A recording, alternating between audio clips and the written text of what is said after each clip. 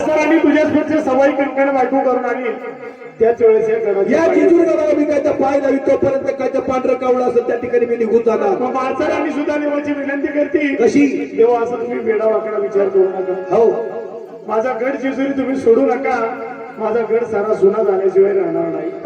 मग माणसाला देवाची विनंती करते रुसवा धरीला खंडीराया रुसवा धरीला भोळ्या देवा रुसवा धरीला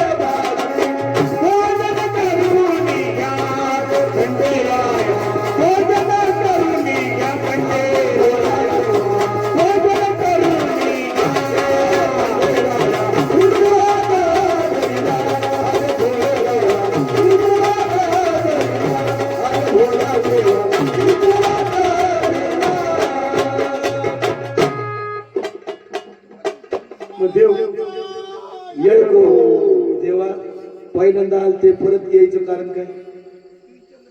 याच्या आधी येऊन गेले तुम्ही काय सांग नाही काय म्हण नाही काय काय चुकलं मागलं मालकाच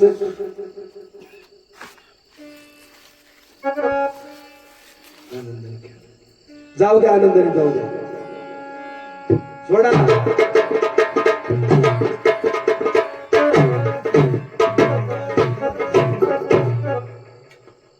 देव बर का चंदनपूरला निघाला परंतु या अवतारामध्ये जरी मी गेलो हो तर मला बानूने ओळखल्याशिवाय राहणार नाही. मग देवाने काय केलं चक्क 80-90 वर्षाच्या म्हाताऱ्याचं रूप धारण केलं बर का. हातामध्ये काठी टेकून देव चंदनपूरला गेला. बाणूच्या घरी देवाने 12 वर्ष चाकरी केली पण बाणूने काही देवाला ओळखलं नाही.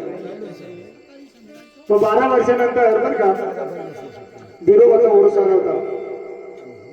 मग बाणूने देवाला सांगितलं गावडा माझी ही 9 लक्ष मेंढर घ्यायची गिरणा नदीवरती जायचं आणि चक्क बघायच्या पंखासारखे धुवून आणायचं. मग देवाने काय केलं 9 लक्ष मेंढर घेतली गिरणा नदीवरती गेला